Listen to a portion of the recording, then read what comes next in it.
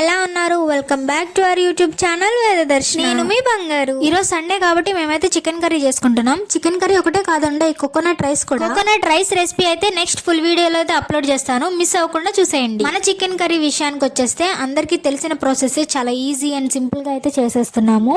అందరూ ఒక్కొక్కలా చేస్తారు కాబట్టి మేము ఎట్లా చేస్తున్నామని ఈ రోజు అయితే మీరు చూసేయచ్చు. మనదైతే బాయిలర్ కోడి కాదండి, ఫ్రెష్ నాటుకోడి అనమాట. నాటుకోడి మంచిగా కుక్ అయితేనే మంచిగా మనకి టేస్ట్ తెలుస్తుంది అనమాట.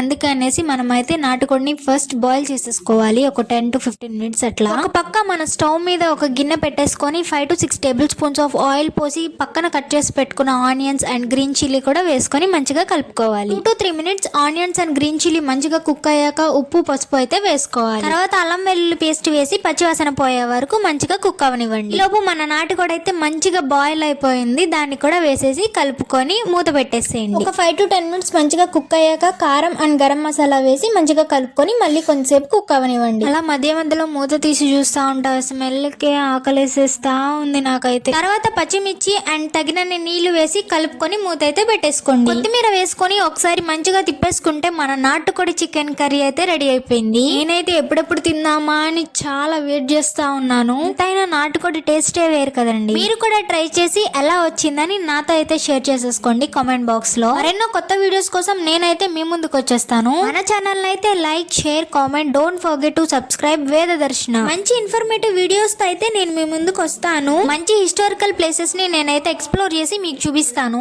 సరే మరి వెళ్ళొస్తా.